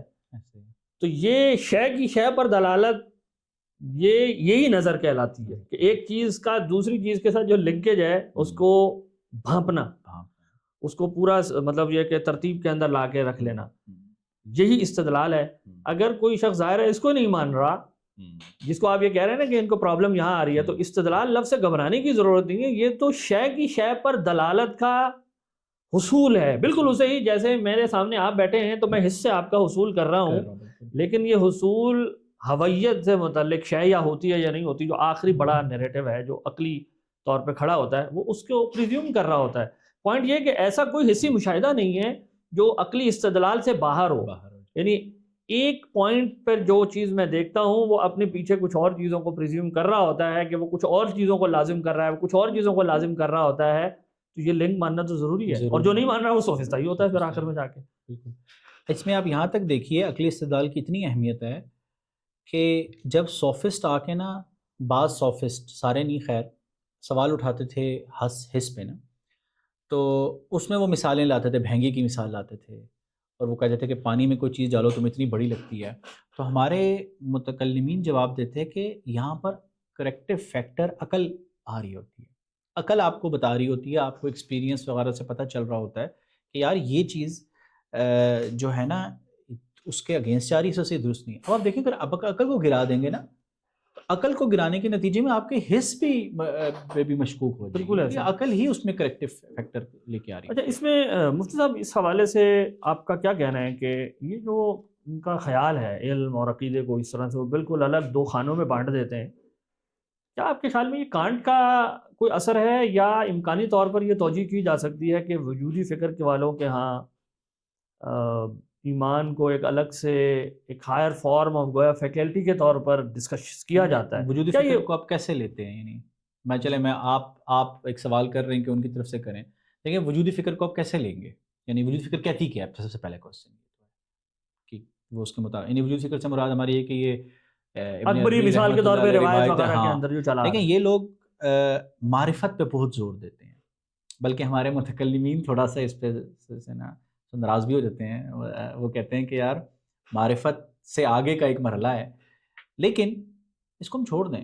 وہ یہ کہہ رہے ہوتے ہیں کہ اصل میں ان کا مقصد یہ ہوتا ہے کہ جب تک معرفت ایک بندے کو ایمان اگر حاصل نہیں ہوا نا، اس کی معرفت ہی ناقص ہے. اور آپ دیکھیں گے جو ابھی ہم نے پڑھی تھی تفتزانی رحمۃ اللہ علیہ کی بات، یہی بات کہہ رہے ہیں، اس سے کلوز ہے، بالکل وہی بات کہہ رہے ہیں. دیکھیں وہ تفتزانی جو ہے وہ ناقد ہیں ابن عربی وغیرہ، لیکن وہ یہ کہتے ہیں جب تک تصدیق، یعنی ابن عربی وغیرہ پہ بعض جگہوں پہ تنقید بھی کر جاتے ہیں، یعنی ایسا نہیں کہ وہ بالکل ان کو لے لیتے، متکلمین تنقید کرتے رہے ہیں اس روایت پہ، لیکن وہ کہتے ہیں تصدیق کیٹیگری ہے خود کے، اس کو انہوں نے باقاعدہ کنیکٹ کیا ہے. یعنی میں نے یہاں پر جو آپ کو بتایا تھا، انہوں نے نا یہاں پر حوالہ دیا کہ علم منطق میں دیکھیں وَهُوَ مَعْنَ التصدیق المقابل للتصور يقال فی اوائل علم المیزان. یہ دیکھیں وہ کہتے ہیں علم منطق کے اندر جو ہم تصدیق کا ورڈ یوز کرتے ہیں بالکل وہی تصدیق ہے، کنیکٹ کیا اس کے ساتھ انہوں نے جا کے. تو دیکھیں معرفت وہ تو روایت جو ہے وہ یہ کہہ رہی ہے کہ بھائی تمہارا جاننا جو ہے نا وہ اس وقت تک اس کا اعتبار، یعنی تمہارے جب تک ماننا نہیں ہے تو تمہارا جاننا ہی نہیں ہے. وہ تو بالکل الٹ بات کر رہے ہیں. وہ تو یہ کہہ رہے ہیں کہ جب تک تمہارے وہ کیفیت نہیں آتی جاننے کے اندر جس کو ہم عام طور پہ جاننا کہتے ہیں، اس کا لیول ماننے تک یعنی بالکل سرٹینٹی تک نہیں پہنچتا، تمہارا وہ جاننا اسکریپ کرنے کے قابل ہے. تم آؤ بیٹھو، تم اور پھر اس پہ وہ کہتے ہیں کہ وہ مراقبات وغیرہ کراتے ہیں، جو بھی چیزیں ہیں کہ اللہ کا یقین پیدا کرو تاکہ وہ تمہاری اس فیکلٹی وہاں تک پہنچے. گویا وہ علم کے سے آگے کی ایک بات کر رہے ہیں، ڈائیکاٹمائز نہیں کر رہے کہ بھئی یہ آپ کو یعنی علم حاصل ہوا نہیں ہے. کہ یعنی کیا ابن عربی رحمۃ اللہ علیہ یہ حضرات یوں کہیں گے کہ علم تو حاصل ہوا، جاننا پایا نہیں گیا اور ماننا پایا گیا. مگر نہیں یہ کچھ نہیں ہے، یہ تو ہمارا ایمان ہی نہیں، تو نفاق ہے. وہ تو فوراً اس کو منافق قرار دے دیں گے. مطلب وہ ایک ہائر لیول آف ایبسٹریکشن پہ جا کے بس یہ کہنا چاہ رہے ہیں کہ ماننا جاننے کی ایک بہت ہی اعلیٰ شکل ہے، نہ یہ کہ جاننا بالکل الگ ہے ماننا الگ ہے. تو اس اعتبار سے تو ایسا لگتا ہے کہ یہ جو ایمانوئل کانٹ کی جو گفتگو ہے ویسٹ کے اندر، یہ اس کا کچھ اثر لگتا ہے کہ جیسے اس نے عقیدے کو یعنی فیتھ کو الگ کر دیا علم کے دائرے سے اور علمیات کو ایک اپنے خاص طریقے سے استدلال کرتے ہوئے. انشاءاللہ اس پر ہم کبھی بات کریں گے. تو بظاہر ایسا لگتا ہے کہ یہ بات وہاں سے آئی ہوئی ہے یا اس کا اثر ہے، اور اس کی شاید ایک وجہ یہ بھی ہو سکتی ہے کہ احمد جاوید صاحب کا علامہ اقبال سے بہت زیادہ محبت بھی ہے، ان کے ساتھ بہت زیادہ اشتغال بھی ہے. اب مجھے نہیں معلوم کہ بہرحال ایک اندازہ ہے، ہو سکتا ہے اس اشتغال کی وجہ سے بھی یہ اثر ان پر منتقل ہوا ہو. یہ مصر میں انشاءاللہ ہم آگے مصطفیٰ صبری کی بات کریں گے، اس کو تعارف بھی کرائیں گے. وہ مصر میں گئے تھے. مصر کے اندر بھی اس دور میں جب اقبال یہاں پہ یہ افکار لکھ رہے تھے، اسی وقت مصر میں بھی یہ چیزیں آنا شروع ہو گئی تھیں. اور انہی کوسچنس کو مصطفیٰ صبری جو خلافت عثمانیہ کے جو آخری شیخ الاسلام تھے ان میں آتے ہیں، جب آٹومین امپائرز جو تھی وہ ڈسمینٹل کر دی گئی اور ان لوگوں گئے، تو انہوں نے بھی انہی کوسچنس کو ٹیکل کیا اس وقت میں. یہ عالم اسلام میں عمومی طور پہ آ رہے تھے. اور حقیقت یہ ہے کہ ہماری بڑی بڑی شخصیات جو کہ ہماری قومی اعتبار سے بھی اور دینی اعتبار سے بھی جن کا ہم احترام کرتے ہیں، ہمیں ان کی تھاٹس میں جو تھوڑی بہت پرابلمز نظر آتی ہیں روایت کے لحاظ سے، اس کا انالیسس کرنے کی ضرورت ہے کہ اس کو دیکھیں ہم. اچھا، آپ نے جس طرح ابھی یہ ذکر کیا نا کہ کتاب کے حوالے سے، میں یہاں اس حوالے سے ایک نقطہ ایڈ کرنا چاہوں گا جو علامہ حمدی نے ذکر کیا. افکار الافکار ان کی کتاب ہے، بہت مفصل کتاب ہے علم کلام پر. انہوں نے یہ سوال لیا ہوا ہے کہ کیا اللہ تعالیٰ کا علم یعنی انسان خدا کے بارے میں کچھ جانتا ہے یا صرف یہ مانتا ہے، یعنی اللہ کا علم ممکن ہے یا نہیں ہے. اب یہ بحث ہمارے ہاں رہی ہے، یہ دو ٹرینڈ رہے ہیں. ایک وہ تھے جو کہتے تھے کہ بالکل کوئی علم ممکن نہیں ہے، اور بعض کہتے تھے کہ نہیں علم ممکن ہے اللہ تعالیٰ کے بارے میں. تو انہوں نے اس کا فصل نظام بہت اچھی طریقے سے سمرائز کر دیا اپنے پہلے کی ساری گفتگو. آپ کا انتقال 631 ہجری میں ہے، یعنی 7ویں صدی ہجری کے پہلے ہاف میں آپ انتقال کر گئے. تو پوری روایت کو انہوں نے سامنے رکھتے ہوئے انہوں نے کہا کہ دیکھیں کسی ہے کا جو تصور ہے نا، یعنی جو میں اس کو جانتا ہوں، وہ یا تو کبھی ہوتا ہے اس طرح کہ میں اس کی ماہیت اور تشکیل کرنے والے جو عناصر یا اجزاء ہوتے ہیں میں ان کو سمجھ لیتا ہوں. صحیح. اور یہ تب ہوتا ہے جب وہ شے مرکب ہو.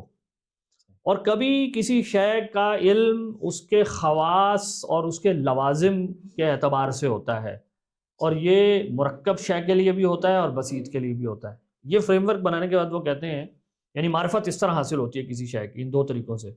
تو کہتے ہیں اللہ تعالیٰ کے بارے میں دلیل سے یہ بات ثابت ہے کہ وہ مرکب نہیں، جس کا مطلب ہے اس کے بارے میں جو بھی علم حاصل ہوگا وہ پہلے طرح والا نہیں ہو سکتا کہ جب میں کسی چیز کے اجزاء یعنی اس کے ذات کے وہ سمجھ لوں، وہ اس سے ٹرانسینڈنٹ ہے. لیکن اللہ تعالیٰ کے بارے میں یہ جو دوسرا طریقہ ہے کہ اس کے خواص اور لوازم کا علم ہو جانا، وہ کہتے ہیں یہ علم انسان کو حاصل ہے. اور اس کی سب سے بڑی آپ آسان مثال یوں دیکھیں کہ جیسے ہم اللہ تعالیٰ کی صفات ذاتیہ کا ذکر کرتے ہیں، ہم کہتے ہیں ہمیں قطعی طور پر ان کا علم حاصل ہے، یہ اللہ کے لوازم ہیں، یعنی ہو ہی نہیں سکتا کہ خدا ہو اور ان کے بغیر ہو. اچھا، اسی طرح میں خدا کے بارے میں یہ کہتا ہوں کہ خدا موجود ہے. اب آپ کو معلوم ہے ہمارے ہاں یہ بحث ہوئی کہ کیا وجود خدا کی صفت ہے یا اس کا عین ہے. یہ ایک الگ بحث ہے، اس کو چھوڑ دیں. سوال یہ ہے کہ یہ کچھ بھی آپ کہیں پر بھی پلیس کریں، یعنی وجود کو اس کی ذات کا عین کہیں یا زائد کہیں، ان اینی کیس ایک حکم تو آپ کو اللہ تعالیٰ کے بارے میں معلوم ہو گیا. تو یہ کہنا ہے کہ علامہ یعنی آمدی کہتے ہیں کہ دونوں گروہوں کی باتیں اپنی اپنی جگہ درست ہو سکتی ہیں، کہ جنہوں نے یہ کہا کہ اللہ کے بارے میں کوئی علم ممکن نہیں ہے، اسے صرف مانا جائے گا، وہ گویا پہلی قسم کی بات کر رہے ہیں کہ اللہ کی ذات کی حقیقت اور کیفیت اور ماہیت نہیں جان سکتے، لیکن اللہ کی صفات کے بارے میں قطعی طور پر حکم لگاتی ہے عقل کہ اللہ ایسا ہے، تو یہ تو وہ کہتے ہیں جانتے ہیں، تو کہتے ہیں ان کی بات بھی درست ہے جو کہتے ہیں کہ یہ ہے۔ تو اب آپ دیکھیں یہ جو کتنی کلیئر یعنی ایک بات ہے جو ہمارا شخص کر کے چلا گیا ہے، یہ حضرات یہ واضح نہیں کرتے کہ جب یہ اس طرح کا جملہ بول دیتے ہیں کہ جی جاننا الگ ہے ماننا الگ ہے، تو what do they mean؟ کیا یہ کہنا چاہ رہے ہیں کہ انہیں یہی نہیں پتا کہ اللہ کی قدرت کا کیا مطلب ہے، اللہ کے قادر ہونے کا کیا مطلب ہے، اللہ کے عالم ہونے کا کیا مطلب ہے؟ انہیں پتہ ہی نہیں ہے یہ، اور یہ بات انہیں وہی سے پتہ چلے گی۔ یعنی یہ مجھے تو یعنی بالکل ہی عجیب ہی مزہ کا خیز بات ہے کہ میں کہوں کہ مجھے عقل یہ نہیں بتائے گی کہ خدا کے قادر ہونے کا مطلب یہ ہے کہ وہ عدم سے شے کو وجود میں لانے کی صلاحیت ہے، یہ عقل سے نہیں میں جان سکتا۔ ہاں قرآن میں اگر یہ لکھا ہوگا نا مجھے پتہ چل جائے گا بھائی، مجھے یہ اس لیے عجیب ہے کہ لفظ کی دلالت یا عقلی ہوتی ہے یا وضعی ہوتی ہے، تو اگر آپ عقل سے ہی اس کو ناممکن کہہ رہے ہیں تو وضعی دلالت آپ کو کیسے بتا دے گی یہ بات؟ تو بہرحال یہ مطلب میرے خیال میں بڑی عجیب سی بات ہے۔ یہ جو ہے نا اصل میں جو مجھے جو لگتا ہے اور جو خلط مبحث ہوتا ہے وہ ایک ہوتا ہے کیف اور موڈیلٹی، یعنی ہمارے ہاں جب بھی گفتگو ہوتی ہے آپ دیکھیں کہ صفات کے باب میں کہ اللہ رب العزت کی صفات ہیں، اللہ کی ذات مستوی ہے، جو اللہ کی صفات افعال جن کو فعلی صفات کہتے ہیں ان کو ہم مانتے ہیں، کیسے ہیں ہمیں یہ کیف نہیں پتہ۔ اب پرابلم یہ ہوتی ہے کہ جب بھی ویسٹرن فلسفی کے زیر اثر عام طور سے نا وہ موڈیلٹی پہ جاتے ہی جاتے ہیں۔ مصطفیٰ صبری نے ایک جگہ پہ کانٹ کو انالیسس کیا تو انہوں نے کہا کانٹ جب یہ کوشچن کرتا ہے کہ تم جب یہ جانتے ہو نا تو تمہارے پاس کوئی ذریعہ نہیں ہے اس وثوق کا کہ خارج میں ہی ایسا ہے، تو مصطفیٰ نے اس کو مختلف طرح ٹیکل کی۔ ایک جگہ پہ وہ کہتے ہیں کہ یہ کیف سے موڈیلٹی سے متعلق سوال ہے، موڈیلٹی کا پتہ نہ ہونا اس وہ علم جو آپ کو حاصل ہوا ہے اس کو مطعون یا اس کو ڈسکوالیفائی نہیں کرتا علم ہونے سے، تو اس سے کوئی فرق نہیں پڑتا اگر ہمیں نہیں پتہ۔ اگر یہ حضرات کہیں کہ نہیں ہم موڈیلٹی کی بات نہیں کر رہے تو پھر بتائیں کہ کیا چیز کرتے ہیں۔ اچھا اسی ضمن میں ایک اور سوال میرا خیال ہے موقع کا فائدہ اٹھاتے ہوئے ہمیں ڈسکس کر لینا چاہیے، وہ یہ ہے کہ احمد جاوید صاحب نے اپنے ایک پروگرام میں یہ بات فرمائی کہ وذات باری کے وجود سے متعلق جو دلائل علم کلام میں دیے جاتے ہیں اگرچہ وہ بھی مفید ہیں لیکن وہ اس شخص کے لیے مفید ہو سکتے ہیں جو خدا کو پہلے سے مان کر اس کی کوئی مزید معرفت وغیرہ حاصل کرنا چاہتا ہے، جس میں ہم واجب الوجود ثابت کرتے ہیں، تو وہ گویا مطلب یہ ہوا کہ جو نہیں مان رہا اس کے لیے وہ تام نہیں ہے۔ اس کے برعکس وہ ایک استدلال جو خود پیش کرتے ہیں اس پروگرام میں کہ جو ان کے خیال میں زیادہ تام ہے اللہ تعالیٰ کے ثبوت کے لیے، وہ وہی ہے جو ہم جس کو مشہور مورل آرگومنٹ کہتے ہیں کہ چونکہ میں ایک با اختیار ہستی کے طور پہ خود کو پہچانتا ہوں تو اس لیے یہ تقاضا کر رہا ہے کہ میں اکاؤنٹیبل ہوں کسی کے آگے، اور گویا اس کو مطلب اگر آپ پھیلا لیں کہ بھئی یہ ظلم ہو رہا ہے تو میں چاہتا ہوں کہ عدل ہونا چاہیے، یہ جو دلیل ہے ان کے خیال میں۔ اچھا اس میں مزید یہ بات ایڈ کر لیتے ہیں کہ وہ کہتے ہیں کہ جی دلیل وہ اچھی ہوگی جو میرے لیے مدلول کو ویریفائیبل بنا دے، صحیح ہے، تو جو کلامی دلیل ہے وہ گویا نہیں کر رہی، اور جو دلیل وہ پیش کر رہے ہیں کہ میں اس چیز کو خود ایکسپیرینس کر رہا ہوں کہ میں با ارادہ ہستی ہوں، تو یہاں سے اب ویریفائی ہو جاتا ہے کہ میری اکاؤنٹیبلٹی ہونی چاہیے کاز اور ایفیکٹ کے اصول کے بنیاد پر۔ یہ جو وہ مورل آرگومنٹ کو جس کو وہ پرائیورٹائز کر رہے ہیں آنٹولوجیکل آرگومنٹ کے اوپر، اس کے اوپر آپ کا کیا تبصرہ ہے ذرا؟ اچھا اس پہ تبصرے سے پہلے میں آپ تھوڑی دیر کے لیے چونکہ ان کا مقدمہ بیان کر رہے ہیں کہ میرے اندر ارادہ ہونا، آپ کا آرگومنٹ یہ بن رہا ہے میرے اندر ارادہ ہونا یہ نیسیسیٹیٹ کرتا ہے کہ میں اکاؤنٹیبل ہوں، اور میں اکاؤنٹیبل ہوں یہ نیسیسیٹیٹ کرتا ہے کہ کوئی اکاؤنٹیبلٹی کرنے والی ذات ہو، اور یہاں سے خدا کو میں اسٹیبلش کر دوں گا۔ لیکن یہ جو آپ کا پہلا لنک ہے کہ میرے اندر ارادہ ہونا یہ اکاؤنٹیبلٹی کو نیسیسیٹیٹ کرتا ہے، یہ کیا عقیدہ نہیں ہے ان کا؟ ایک کیا کوئی کہنے والا یہ نہیں کہہ سکتا کہ کیوں نیسیسیٹیٹ کرتا ہے؟ بس ارادہ ہے، میں با ارادہ مخلوق ہوں، اللہ کی ذات کو ہم با ارادہ مانتے ہیں، بس ویسی کیا اگر ارادہ نیسیسیٹیٹ کرتا ہے اپنی ذات کے اعتبار سے تو خدا کے لیے بھی ہو جائے گا، خدا کے لیے بھی کوئی اکاؤنٹیبل ہوگا، مطلب یہ کہہ سکتے ہیں نا۔ اب واپس میں آتا ہوں اس کو کہ ہم کیسے اس کو ٹیکل کرتے ہیں۔ دیکھیں یہاں پر میں خود اپنی بات کرنے کے بجائے مصطفیٰ صبری ایک شخصیت گزرے ہیں، ان کی کتاب العقل والنقل، نام تو بڑا ہے اس کا، موقف العقل والنقل من الدین، اس طرح کے طویل نام ہے لیکن العقل والنقل کے نام سے ہمارے ہاں وہ مشہور ہے۔ خلافت عثمانیہ کے اندر وہ شیخ الاسلام رہے تھے، اور جب وہ ڈسمینٹل ہوئی تو اپنی مطلب بہت زیادہ اس وقت کی جو سیکولر حکومت تھی انہوں نے ظلم کیا، پھر اپنی جان بچا کے بھاگے. تو مصر گئے تو کہتے کہ میں تو سمجھتا تھا کہ ترکی میں سیکولرزم آیا ہے تو مصر میں بھی آگے پریشان رہ گئے. اور مصر کے اندر تو وہ کہتے تھے کہ وہاں کی جو علمی شخصیات تھیں وہ اس سے بہت متاثر. اور وہ ایک جگہ پہ لکھے ہیں کہ کانٹ کے بارے میں تو بہت زیادہ وہ کہتے ہیں کہ وہ علیہ طبیعت ضلالت کثیر من الناس، کہ بہت سے لوگ جو گمراہ ہوئے ہیں نا اس کی ذمہ داری تو کانٹ پہ آتی ہے. انہوں نے تفصیل سے کانٹ کو ٹیکل کیا ہے. میرا اپنا بھی پی ایچ ڈی کا جو کام ہے اس میں پارشلی جو ہے نا مصطفیٰ صبری کو میں نے اس پہ کام کیا ہے. ماشاءاللہ زبردست. تو آپ یہ دیکھیں کہ مصطفیٰ صبری نے باقاعدہ ایک جہاں پہ خدا کے وجود پہ دلائل پہ بحث کی ہے انہوں نے باقاعدہ ایک پورشن جو ہے وہ باندھا ہے. مصطفیٰ صبری جو ہیں بس یہ میں بتا دوں کہ ان کی بایوگرافی کے ایک پارٹ کے طور پہ کہ 1869 میں وہ پیدا ہوئے تھے اور 1954 میں مطلب آپ دیکھ رہے ہیں کہ یہ وہ علامہ اقبال کے تقریباً ہم اثر ہیں. اس وقت ڈسمینٹل ہو رہی ہے ہماری خلافت وغیرہ، سارا جو ایونٹس تھے ان کے براہ راست اس کا پارٹیسپیٹ کر رہے تھے. اچھا اب نا انہوں نے دیکھیں پہلی بات یہ کہ مصطفیٰ صبری جو ہے نا ان کے سامنے ظاہر اس وقت آپ کو پتہ ہے کہ اس وقت ایتھیزم بہت تیزی سے پھیلا ہوا تھا، سوالات آ رہے تھے. تو اب ایک تو یہ تھا کہ یار ہاں چلو ٹھیک ہے کانٹ نے ایک دلیل دی ہے، خود کچھ تو چلو بچا نا یار، ایک طرف چلو دلائل پہ تنقید ہو رہی ہے، کانٹ نے ہمیں کچھ سہارا دے دیا ہے، ڈوبتے کو تنکے کا سہارا. لیکن مصطفیٰ صبری ایکسائٹیڈ نہیں ہوئے. وہ علم کلام کے ساتھ اپنی وابستگی اس کے تھے. وہ کہتے کہ نہیں میں کبھی بھی ایسی پوزیشن نہیں لوں گا کہ جس سے بس یہ بات ہے کہ یہ تو آپ پراگمیٹسٹ ہو گئے نا یار ٹھیک ہے میرا کام ہو رہا ہے میں ذرا مان لوں. اب فوری طور پہ لوگ جس فکر سے متاثر ہیں میں اس کو اڈاپٹ کر لوں تاکہ مسئلہ حل ہو جائے. انہوں نے کہا نہیں، انہوں نے تنقید کی، انہوں نے کہا نہیں یہ دلیل درست نہیں ہے. کہتے اگرچہ بہت سے لوگ اس سے متاثر ہوئے ہیں اور کہتے میں نے اسی وجہ سے یہ دلیل لائی. اب دیکھیں انہوں نے تنقید جو اس پہ کی وہ کیسے. سب سے پہلی تنقید تھی کہ بیگنگ دا کوسچن، یا اس کو کہتے ہیں کہ مصادرہ علی المطلوب. آپ جو بات اسٹیبلش کرنے جا رہے ہیں نا دراصل اس کے نا سرکولیرٹی ہے. چلیں سرکولیرٹی ہے.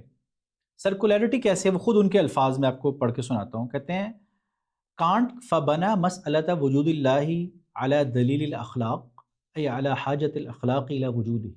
کانٹ نے اللہ رب العزت کے وجود کے جو مسئلہ ہے اس کو اخلاق کی دلیل پہ کھڑا کیا. مقصد یہ کہ جو اخلاق کی جو ضرورت ہے وہ نیسیسیٹیٹ کرتی ہے کہ اللہ کی ذات ہو. فَأَصْبَتِ الْأَخْلَاقُ دَلِيلًا عَلَى وُجُودِ اللَّهِ وَمُحْتَاجَةً إِلَيْهِ مَعًا. تو کہتے ہیں نتیجہ کیا نکلا کہ اخلاق جو ہے نا وہ اللہ تعالیٰ کے ہونے کی دلیل بھی ہیں اور اخلاق اپنے ہونے میں اللہ تعالیٰ کے محتاج بھی ہیں. یعنی اے بی کے بی اے کے کہتے ہیں وَهُوَ دَوْرٌ أَوْ مُصَادَرَةٌ. اس میں یا تو سرکولیرٹی ہے یا بیگنگ دا کوسچن، دونوں میں سے ایک بات ہے. مصادرہ المطلوب ہے. دوسری چیز کہہ کے پھر احمد جاوید صاحب کی جو اپنی بات نکل کی تھی میں اس طرف آتا ہوں. انہوں نے کہا الدلیل مخصوص بفیۃ معینہ. یہ دلیل جو ہے نا ایک گروہ اسپیسیفک گروہ کے ساتھ خاص ہے. یعنی جو بندہ ان چیزوں کو مانتا ہے یہ دلیل ان کے ہاں تو چلے گی، لیکن جو ان کو نہیں مانتا ان کی تام نہیں ہے دلیل. اس کو ہمارے یہاں کہتے ہیں دلیل تام نہیں ہے. یعنی دوسرے لفظوں میں دلیل کا مقصد کیا ہوتا ہے؟ دیکھیں ہمارے ہاں میں صرف ایک بات ایڈ کروں، ہمارے ہاں جب الہام پہ بحث ہوتی ہے نا تو کہتے ہیں کہ یہ علم کے ذرائع نہیں ہے. لیکن ہمیں پتہ ہے خواب یہ احادیث میں کتنا آیا ہے، اور یہ متکلمین جب کہتے ہیں علم کے ذرائع ان کو بھی یہ بات پتہ تھی. اصل میں وہاں پر وہ کہتے ہیں کہ نالج شیئرڈ ہوتا ہے جس کی بنیاد پہ آپ الزام دوسرے کو عائد کر سکیں. اب یہ ذرا خواب انسان کی رہنمائی ہو جاتی ہے کئی طرح، اس کا کوئی انکار نہیں کرتا. حتیٰ کہ وہ لوگ جو مجھے امید ہے وہ نیک لوگ، نیک ہستیاں، متکلمین جنہوں نے علم کا، ان کو اللہ خواب میں کتنی رہنمائیاں ہوں گی، علمی لحاظ سے رہنمائی ہو جاتی ہے. لیکن وہ کہتے تھے اس میں الزام الغیر، دوسرے بندہ کو علمی طور پہ پابند کر سکنا، وہ چیز کہاں سے حاصل ہوتی ہے؟ وہ اس میں وہ کہتے ہیں الہام اس پیمانے پورا نہیں اترتا. مصطفیٰ صبری کہتے ہیں کہ اس دلیل کا مسئلہ یہ ہے کہ اس میں الزام الغیر نہیں ہے، یہ پوری کی پوری تام نہیں ہے. جیسے کہتے ہیں کہ ولا یلزم یکون اللہ موجودا. اب یہ دیکھیں یہ جو آپ نے بالکل بات کی تھی نا کہ میرے اندر ارادہ ہے، ارادہ نیسیسیٹیٹ کرتا ہے کہ وہ ہوں، اور پھر اس کو کہتے ہیں ولا یلزم یکون اللہ موجودا. یہ ضروری نہیں ہے کہ اللہ کی ذات بھی مجردی محض اس بنیاد پہ میں مان لوں کہ اللہ کی ذات موجود ہے کہ ان الانسان فی حاجت الی وجودہ. کیونکہ انسان کو ضرورت ہے کہ خدا کو مانے. کہتے ہیں لا سیما اسپیشلی وان المحتاجین الی وجودہ، خاص طور سے. پھر آگے وہ کہتے ہیں کہ تم جو یہ جب دلیل دیتے ہو، یہ تمہارا جو آرگومنٹ ہے، اب دیکھیں یہ نا ایک جس کو ہمارے یہاں کہتے ہیں نا ایلیٹسٹ دلیل بن جاتی ہے. یعنی یہ دلیل دیتے ہوئے جو لوگ یہ دلیل دیتے ہیں وہ معاشرے کے جو اچھے لوگ ہیں نا ان کو پیمانہ بنا دیتے ہیں، اور جو معاشرے کے فاسق فاجر بد کردار قسم کے لوگ ہیں جو سب چیزوں کو کہتے ہیں کوئی اخلاق واقعی نہیں ہوتے، گویا کہ ان کو نکال دیتے ہیں، گویا کہ یہ دلیل ان کے پیش نظر کھڑی ہے. وہ کہتے ہیں کہ خاص طور سے یہ دلیل اس دلیل کا کون محتاج ہے؟ اصحاب الفضل والاخلاق. لا کل انسان، ہر انسان کے سامنے آپ یہ دلیل نہیں دے سکتے. وَإِن كَانُوا هُمُ الصَّفْوَةَ بَنِي نَوْعِهِمْ، تو وَإِن كَانَ فِي عَلَاقَتِهِمْ الْخَاصَّةِ بِالدِّينِ وَبِعَقِيدَةِ وَبِاللَّهِ الْفَخْرُ كُلُّ الْفَخْرِ لِلدِّينِ. تو کہتے ہیں کہ یہ ٹھیک ہے کہ وہ لوگ جو انسان کے جو ساتھ ہیں ان لوگوں کے چنے ہوئے لوگ ہیں، بہت اچھے لوگ ہیں دین کا، یہ ہم دینی طور پہ تو مانتے ہیں کہ بھئی دین کے ساتھ ایسے لوگ وابستہ ہیں جو اخلاق کو مانتے ہیں، بلا شبہ وہ بہت اچھی بات ہے. اب دیکھیں وہ بالکل ان چیزوں سے متاثر نہیں ہو رہے، لیکن وہ یہ کہتے ہیں کہ اس سے یہ ثابت نہیں ہوا کہ خدا ہے. اس وجہ سے کہتے ہیں کہ ہم اس کے اندر عیب یہ ہے کہ انہ لا یکون دلیل حاسما، یہ قطعی دلیل نہیں ہے، یحصل بھی الزام الغیر، دوسرے چیز کو آپ لازم نہیں کر سکتے. یعنی بنیادی طور پر آپ کی گفتگو کا یہ حاصل بن گیا کہ یہ جو مورل آرگومنٹ ہے یہ ایک کمزور آرگومنٹ ہے، اس میں کئی سارے گیپس ہیں. اور یہ آپ دیکھیں ہماری کلام کی روایت میں معتزلہ آپ دیکھیں وہ آبجیکٹیو موریلٹی کے قائل رہے ہیں، لیکن وہ بھی ان چیزوں کو بھانپتے تھے اور وہ سمجھتے تھے کہ جب تک میں پہلے اللہ تعالیٰ کا تصور حکمت نہیں نہ کھڑا کروں گا پہلے جس پر مجھے مورل پروپوزیشن کو جا کے گراؤنڈ کرنا ہے تو موریلٹی اسٹیبلش نہیں ہو سکتی. اس لیے وہ پہلے صفات میں سے حکمت کو کھڑا کرتے ہیں اور پھر موریلٹی وہاں سے نکلتی ہے. جبکہ اس کے برعکس یہاں ایسا لگ رہا ہے کہ موریلٹی جو ہیومن سطح پر اوپر ہے اس کو ہم فاؤنڈیشن بنا رہے ہیں اور پھر اس سے خدا نکال رہے ہیں. پر اس میں کئی طرح کے گیپس ہیں. اب آپ دیکھیں ایک بات کہ اب بیچ میں آپ نے کہا تھا کہ یعنی احمد جاوید صاحب کے حوالے سے کہ وہ کہتے ہیں کہ دلیل وہ ہونی چاہیے جو مجھے بدلول کے بالکل ویریفائی کر دیں بدلول میرے لیے. پھر انہوں نے دلیل یعنی گویا کہ ان کے نزدیک دلیل اخلاق ہے. اب مصطفیٰ صبری نے اس پہ تنقید یہ کیا کہ یہ دلیل کے پیمانے پہ پوری نہیں کرتی. کہتے ہیں وجہ اس کی ہے کہ دلیل کی تعریف کی ہوتی ہے کہ جس سے آپ کو جو آپ کو کسی حقیقت کی طرف لے کے جاتی ہے، جو از خود کسی حقیقت پر دال ہوتی ہے. لا ما يصور حاجتا او يؤيد فضیلتا او يتضمن مصلحتا، وہ دلیل نہیں ہوتی کہ جس کی بنیاد پہ نا کوئی مصلحت مل رہی ہے، صرف بینیفٹ ہو رہا ہے. تو پراگمیٹزم ہے نا اصل میں. دیکھیں یہ چیزیں اصل میں دیکھا جائے یہ پراگمیٹسٹ تھاٹ کو کبھی آپ ان کے پڑھیں نا تو وہ لوگ یعنی پراگمیٹزم کے عام طور سے یہ جو نظریات آئے تھے نا تو ان کی اسٹڈی کیا جاتا ہے تو استمداد کہ یہ فکریں کہاں کہاں سے نا بنیادیں لیتی، تو کانٹون میں ایک سر فہرست رہے ہیں جن سے یہ لیتی رہی ہیں. تو ان پہ تنقید یہی ہے کہ یہ لوگ اس دلیل کے ذریعے سے جو چیز دلیلی سرے سے یہ نہیں بنتی. اور اس میں ایک آخری بات یہ جو سب سے اہم بات ہے، دیکھیں ہم یہ نہیں کہتے ہم خدا کا مطلب کیا ہے واجب الوجود ہونا. دلیل اخلاق واجب الوجود کو ثابت نہیں کرتی. بالکل صحیح بات ہے. سب سے بڑا مسئلہ یہ ہے دلیل اخلاق خدا ہے بھائی. اچھا جب آپ ان سے اچھا یا تو دیکھیں دو کیسز ہوں گے، یا تو وہ کہیں گے کہ ہم وہ کیا کریں گے کہ جا کے دلیل اخلاق کو ایسے مولڈ کریں گے کہ وہ دلیل انٹولوجیکل آرگومنٹ کا ایک سب سیٹ بن جائے گا. یا تو یہ صورت ہوگی تو وہی بات ہے کہ جہاں سے جس کو چھوڑ کے نکلے تھے وہیں پہ لوٹ کے واپس آ گئے. اور اگر آپ وہ نہیں کریں گے تو آپ جس خدا کو ثابت کرنے جا رہے ہیں ہمیں صرف یہ نہیں کہ بھائی مجھے ایک ضرورت ہے، بھئی وہ جس ذات کی ضرورت ہے وہ کیسی ذات ہے؟ وہ واجب وجود ہے، وہ خالق ہے. مطلب ظاہر ہے اس سے اگر یہ آپ نکال بھی لیں کہ ایک ایسا خدا ہونا چاہیے جو لوگوں کو سزائیں دے آخر میں جا کے عدل کر دے، وہ واجب الوجود ہی ہوگا اور وہ کسی کا محتاج نہیں ہوگا. یہ سارے کیسے اس سے اسٹیبلش ہوئے؟ ظاہر ہے اس کے اندر بہت سارے گیپس ہیں. اسی وجہ سے وہ کہتے ہیں کہ تم لوگ یہ جو اتنے خوش ہوتے ہو نا مصطفیٰ صبری کے اخلاق کا جو پروپوزیشن ہے، وہ کہتے ہیں یہ اتنے خوش ہونے کی ضرورت نہیں ہے، اصل میں اللہ ہے، یہ سب سے زیادہ اہم چیز ہے، اس کے برابر کوئی چیز نہیں ہو سکتی. اچھا پھر آپ دیکھیں ان کی دلیل میں ایک مجھے یہ بھی گیپ نظر آتا ہے کہ جب یہ کہتے ہیں کہ اچھی دلیل وہ ہے جو مدلول کو میرے لیے ویریفائیبل بنائے، تو سوال یہ پیدا ہوتا ہے کہ جو مورل آرگومنٹ ہے وہ مدلول کو میرے لیے ویریفائیبل کیسے بنا رہا ہے؟ یعنی سوال یہ ہے کہ یہاں پر بھی جو چیز اگر ویریفائیبل ہونے سے مراد حس وغیرہ میں ہونا یا میرے تجربے میں ہونا ہے، چاہے باطنی تجربہ ہو، تو بھی ان کی دلیل میں ڈائریکٹلی ویریفائیبل چیز کیا ہے؟ وہ معلول ہے، یعنی میرا باارادہ ہستی ہونا. جیسے وہاں پر کائنات میں کسی چیز کا حدوث، دلیل حدوث کے اندر جو ویریفائیبل چیز ہوتی ہے براہ راست حص میں ہوتی ہے وہ کس شے کا حدوث ہے. اس سے انفرنس کرتا ہوں میں محدث کی طرف کہ حادث اپنی ذات کے اعتبار سے محدث کو لازم کرنے والا ہے. یہ بھی یہاں پر یہی کر رہے ہیں کہ میرا ارادہ ہے، اور ایک لمحے کے لیے ہم اس گیپ سارے اگنور کر دیتے ہیں، مان لیتے ہیں کہ دیر از اے لنک. بالکل. تو بھی زیادہ سے زیادہ کیا ہوا؟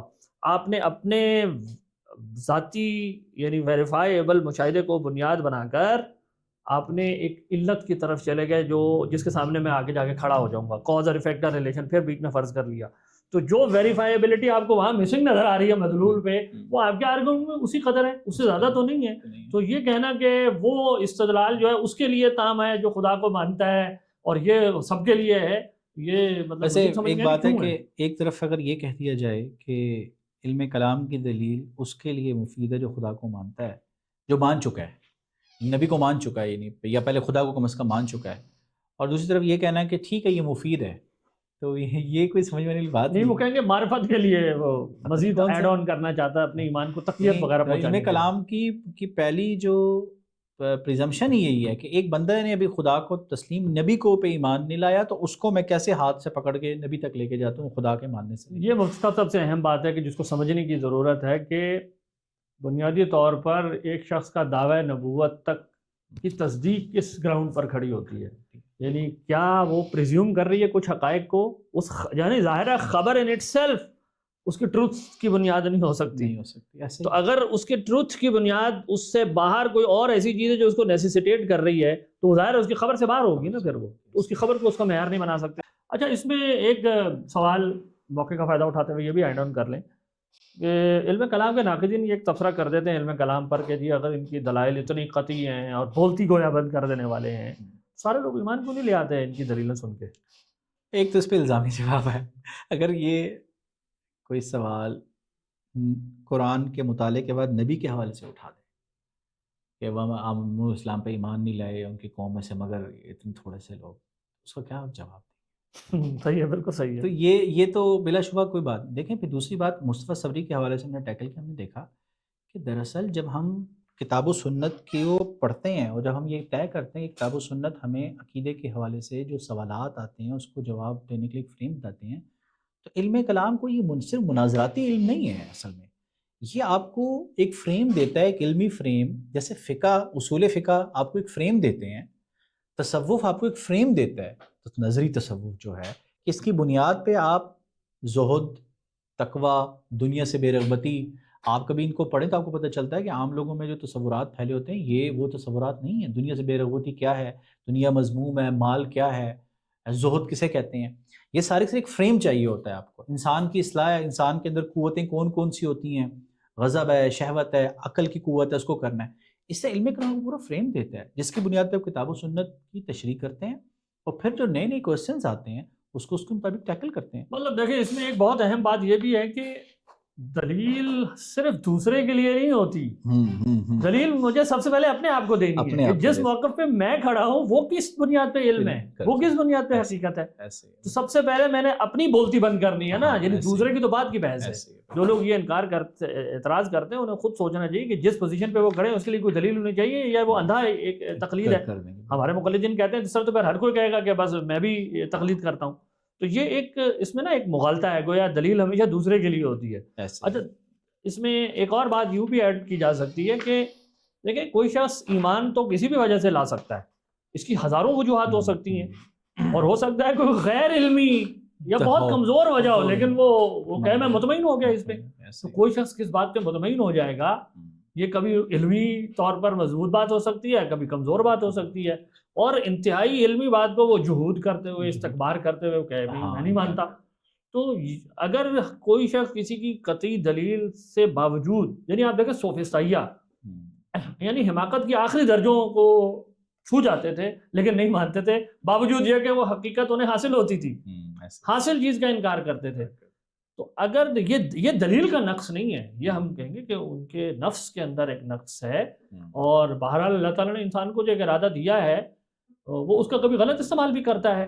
اور آپ دیکھیں کہ یعنی نام ماننے کی کئی وجوہات ہو سکتی ہیں، یا کبھی ایسا ہوتا ہے کہ مجھے دلیل سمجھ ہی نہیں آئی، میں اس کی ڈیپتھ کو پوری طرح اپریشیٹ نہیں کر سکا، یا میں اس کو آگے پیچھے ساری چیزوں کے ساتھ جوڑ نہیں سکا، یا کچھ لوگ غور نہیں کر رہے، کچھ لوگ سمجھ کر بھی جہود کر رہے ہیں. تو یہ ضروری تھوڑی ہے کہ لوگ اگر نہیں مان رہے تو دلیل کا نقص ہے. There can be many added factors. ایسی اب احمد جاوید صاحب بہت سی بات آرا رکھتے ہیں جس کو دلیل کے ساتھ پیش کرتے ہیں، لیکن دوسرے لوگ قبول نہیں کرتے. یہ اس بات کی علامت تو نہیں ہے کہ ان کے پاس ان کی دلیل قابل قبول ہی نہیں ہے، یہ وہ قابل اعتبار ہی نہیں ہے، بیکار بات. ظاہر سی بات ہے، وہ تو دلیل کی بھی یہ تو امکان کھلا رہتا ہے. اور اس میں پھر دوسرے کے حوالے سے دلیل دینا، یہ تو جس طرح ہم نے کہا ایک پہلو ہے، یہ جہاں مجھے اپنے حوالے سے مطمئن کرنا ہے، دوسرا اس حوالے سے بھی کہ میں اپنی روایت میں کہاں کھڑا ہوں. کیونکہ خدا کا وجود نبی کی خبر پر موقوف ہے یا عقل پر موقوف ہے؟ اس کی صفات عقل پر موقوف ہے کا علم نبی کی خبر پر موقوف ہے یا عقل پر ہے؟ یہ موقف پر آپ جواب کیا رکھتے ہیں، یہ اصل سوال ہے. کسی کی بولتی بند ہوگی یا نہیں، یہ ایک بات کی بات ہے. آپ اپنا موقف واضح کر دیں. اس سوال کے جواب سے پتہ چلے گا کہ آپ کھڑے ہوئے کہاں ہیں. آپ اپنی روایت کے اندر کہیں آ رہے ہیں یا اس سے کہیں اور سے آپ یہ چیز لے رہے ہیں. اچھا، اب چونکہ یہ روایت کا یہ والا پہلو سامنے آ گیا ہے، تو ایک سوال یہ پیدا ہوتا ہے کہ ہم اس پہلو کی تردید کرنے کو اتنا اہم کیوں سمجھتے ہیں؟ Why it is so important آپ کے خیال میں کہ یہ جو بات کہہ رہے ہیں علم الگ ہے، ایمان الگ ہے، اور یہ ارادہ ہے، اس کو رد کرنا کہ بہت ضروری ہے؟ اس بات کو بہت ضروری ہے. آپ دیکھیں کہ ایپسٹیمولوجی کے اندر جو ایسی پوزیشن ہے، یہ کوئی پہلی بار نہیں لی گئی. یعنی جو یہ باتیں کی، حتیٰ کہ کانٹ نے بھی پہلی بار نہیں کی. اس حوالے سے جو حوالہ میں دینا چاہوں گا، برٹینیکا جو انسائکلوپیڈیا ہے، اس میں ایپسٹیمولوجی، ہسٹری آف ایپسٹیمولوجی پہ آرٹیکل ہے، جس میں انہوں نے ویسٹ میں شروع سے سوفسٹ سے شروع کیا ہے، پھر آتے آتے ایرسٹوٹل پہ، پھر اس کے بعد کرسچینٹی پہ آتے ہیں، کرسچینٹی پہ ماڈرن دور میں، اور اب پھر فیمنزم وغیرہ تک، حتیٰ کہ ان کی ایپسٹیمولوجی بھی بات کرتے ہیں. اس میں جب وہ ماڈرن دور میں آتے ہیں نا، تو فیتھ اینڈ ریزن کے نام سے نا، کوئی بھی جا کے اس کو پڑھ بھی سکتا ہے. بلکہ جو بھی ہمارے ناظرین ہیں، میں ان سے کہوں گا کہ آپ جا کے پڑھیں فیتھ اینڈ ریزن پہ. آپ دیکھیں اس میں وہ کہتے ہیں کہ جو ماڈرن دور میں رینے ڈیکارٹ آئے تھے اور اسپینوزا وغیرہ، ان کے بارے میں عام طور سے لوگ سمجھتے ہیں سیکولر ہیں. کہتے ہیں لیکن یہ حقیقت میں سیکولر نہیں تھے. حقیقت میں یہ خدا کو مانتے تھے اور خدا کو اپنے سسٹم میں انکارپوریٹ کیا تھا. لیکن پرابلم کہاں پہ آ گئی؟ وہ کہتے ہیں پرابلم جو تھی وہ یہ آئی تھی کہ انہوں نے ایپسٹیمولوجی ایسی کھڑی کر کے دے دی تھی کہ جس میں نا انہوں نے کیا کیا تھا کہ جاننا اور ماننا اس کو الگ کر دیا. اب دیکھیں ان کے اپنے الفاظ ہیں. وہ کہتے ہیں in contrast to the standard view of the middle ages that propositions of faith are rational. یہ ریشنیلٹی جو تھی اس کی، Hobbes argued that such propositions belong not to the intellect but to the will. دیکھیں exactly وہ بات ہے، یہ ارادہ ہے میرا، یہ میرا ارادہ ہے، یہ میرا انٹلیکٹ نہیں ہے، یہ فیصلے ہیں میرے. یہ ہابس جو تھی اس نے کی. تو کہتے ہیں کہ یہی اصل پرابلم تھی کہ ان لوگوں نے جب یہ ایپسٹیمولوجی دے دی، تو جب اگلی نسلیں آئیں نا، تو انہوں نے کہا کہ حضور یہ تو چھوڑیں آپ کے، اس کا آپ کی ایپسٹیمولوجی کا تقاضا، مجھے کیا پتا خدا بار ہے بھی یا نہیں ہے. بس پھر انہوں نے انکار کر دیا. جیسے کانٹ نے جب اپنی ایک الہیات ناممکن ہونے کی علمیات کھڑی کر دی، تو وہ اس کے بعد کچھ بھی کہتا رہا خدا کے بارے میں کہ جی میں مورل آرگومنٹ سے لانا چاہتا ہوں. جو بھی کوئی ذہین آدمی ہوگا وہ پکڑ لے گا، وہ کہے گا یہ تو بالکل کمزور بات کر دی آپ نے، اس کو نکال دو، اس کو بھی نکال دو. کانٹ کے سسٹم کو اگر ہنگ رکھنا ہے، اس کو نکالو باہر. اور بعد میں لوگوں نے کیے، کانٹ پہ بھی یہ چیز ہوگی کہ آپ کے سسٹم کا تقاضا یہ ہے. اس وجہ سے ہم یہ سمجھتے ہیں کہ مصطفیٰ صبری اس کو یہ سمجھتے ہیں کہ انہوں نے باقاعدہ کانٹ پہ اتنا تفصیل سے اس پہ بحث کی کہ یار اس کا نقصان کیا ہوگا. یہ آپ پورے کے پورے دین کا مقدمہ جو ہے نا وہ سیکولر ہو کے رہ جائے گا. یعنی اس میں سے خدا جو ہے نا نکل جائے گا. اگر آپ یہ لنک جو ہے نا کہ ہونا اور ماننا اور یہ جو وجود ذہنی وجود خارجی، یہ جو ایپسٹیمولوجی ہے، یہ ہماری روایت کی مینٹین کرنا ضروری ہے. تو میرے خیال سے اور اس میں دیکھیں ایک پوائنٹ میرا خیال ہے یہ بھی ایڈ آن کیا جا سکتا ہے کہ اس کی یعنی اگر ہم انسپریشن لینا چاہتے ہیں ماضی سے، کئی دفعہ کچھ لوگ خیالات لے آتے ہیں اور وہ سمجھ رہے ہوتے ہیں کہ شاید یہ دین کے لیے خطرناک نہیں ہے، لیکن ایک ذہین آدمی بھانپ جاتا ہے کہ اس سے مسائل پیدا ہوں گے. آپ یہ دیکھیں کہ امام غزالی نے جو تحفۃ الفلاسفہ لکھی ہے، اب ابن سینا وغیرہ کوئی اپنے تئیں قرآن کی کوئی وہ مطلب وہ نہیں کرنے، غلط ثابت کرنے نہیں نکلے تھے. وہ اپنے طور پہ بڑے سمجھتے تھے کہ یہ بڑے اعلیٰ افکار ہیں اور وہ نصوص سے باقاعدہ استنباط کرتے ہیں. ابن رشد وغیرہ آپ دیکھیں. لیکن امام غزالی سمجھ گئے، بھانپ گئے کہ ان کے اس تصور کائنات کے نتیجے میں ایک فاعل با ارادہ ہستی جو خدا ہے اس کا انکار ہو جائے گا، اور اگر وہ نکل گیا تو پھر آپ کی نبوت کی پوری بحث کہ وہ وحی کرتا ہے، خدا کسی کو بھیجتا ہے، اس کے ساتھ کلام کرتا ہے، یہ بے معنی ہو جائیں گی۔ اور مطلب یہ کہ اس سے بہت ساری خرابیاں پیدا ہو رہی تھیں، تو امام غزالی نے بھانپ کر اس کو اسی وقت وہاں پر رد کیا۔ تو پوائنٹ یہ ہے کہ کئی دفعہ ایک شخص اپنے تئیں کسی فکر کو لے لیتا ہے، پورے خلوص سے لے لیتا ہے، پورے اپنے علم کے ساتھ بھی لے لیتا ہے، لیکن اس کے ساتھ چیزیں ایسی جڑی ہوئی ہوتی ہیں جو بہت خطرناک ہوتی ہیں اور غلط طرف لے جاتی ہیں۔ اب یہ تو چلیں امام غزالی متکلم کی روایت سے تھے نا، تو انہوں نے فلاسفہ کی، امام غزالی نے اپنے متکلمین کی روایت پہ تنقید کی۔ یعنی آپ دیکھیں کہ امام غزالی اور جوینی سے پہلے سامی النشار کی کتاب جو اس پہ تفصیل سے موجود ہے، جس میں وہ بتاتے ہیں جب یہ سوال اٹھا نا کہ متکلمین تو چربا تھے، ارسطو کا چربا تھے، اور یہ اس میں انہوں نے تفصیل سے بتایا کہ ہمارے متکلمین نے کس طرح ویل تھاٹ آؤٹ ان کا چناؤ تھا، کس جگہ پہ کون سی پوزیشن لینی، کون سی چھوڑنی، اور اس کے لیے بنیادیں کیا ہوتی تھیں، وہ تفصیل سے انہوں نے اس کو واضح کیا بہت اچھے طریقے سے۔ اس میں وہ دکھاتے ہیں کہ امام غزالی سے پہلے بہت سے جو استدلال شد، امام غزالی نے کہا نہیں یہ بہت کمزور ہیں، انہوں نے امام جوینی، امام غزالی انہوں نے چھوڑ دیا ان کو۔ اور جیسے مثال کے توحید عقلی چیز ہے، سمعی، یعنی دوسرے لفظوں میں دلیل حدوث سے تفریع نکل آتی ہے توحید یا نہیں آتی۔ اچھا آپ دیکھیں ہمارے متکلمین عام طور سے وہ یہ کہتے ہیں کہ توحید جو ہے نا وہ سمعیات بعد میں آ کے سمعیات کے طور پہ طے کر دیتے ہیں۔ اچھا بعض لوگوں نے نا توحید کو اس طرح طے کرنے کی کوشش کی کہ دیکھیں ہمیں جب دلیل حدوث سے واجب الوجود کی ضرورت پیش آئی تو ایک واجب الوجود کی تو ضرورت سے کام ہو جاتا ہے، ایک سے زیادہ کی ضرورت نہیں ہے، تو یہ بات کی دلیل ہے کہ توحید ثابت ہوگی اس سے، تاکہ وہ کہتے ہیں کہ اسی سے کنیکٹ ہو کے ثابت ہو جائے، دلیل نہ دینا پڑے۔ لیکن اس پہ تنقید علامہ آمدی نے تنقید کی ہوئی ہے اس پہ۔ علامہ آمدی کہتے ہیں کہ یہ عدم دلیل سے دلیل کو دلیل عدم بنانا ہے، یہ کمزور ہے، انہوں نے چھوڑ دیا اس کو استدلال، کیوں؟ کیونکہ ان کو پتا تھا کہ یہ کمزور بات اگر میں اپنی اگلی نسلوں کو دے جاؤں گا، اپنے طلباء کو، اپنے اگلی نسلوں کو، تو نتیجہ کیا نکلے گا؟ وہ شک میں پڑ جائیں گے۔ یہ پوائنٹ آپ کا کہنے کا یہ کہ ہماری علمی روایت کے اندر یہ ایکٹیویٹی رہی ہے کہ اگر کہیں کمزور بات پائی جا رہی ہو، اور اگرچہ اساتذہ کے ہاں بھی پائی جا رہی ہو، اس کی ریفائنمنٹ لوگ کرتے رہتے ہیں تاکہ نئی نسل کے سامنے جو صحیح بات ہے وہ پوری قوت والی سامنے آ جائے۔ بہت بہت شکریہ مفتی صاحب آپ کا وقت نکالنے کا۔ ناظرین امید کرتے ہیں کہ آج کی اس گفتگو سے آپ پر یہ واضح ہوا ہوگا کہ علم اور ایمان کو بالکل الگ کرنا یہ کوئی ایسی بات نہیں ہے جو ہماری علم کلام اور عقیدے کی روایت کا کوئی مظہر قرار دی جا سکے۔ بہت بہت شکریہ، والسلام علیکم۔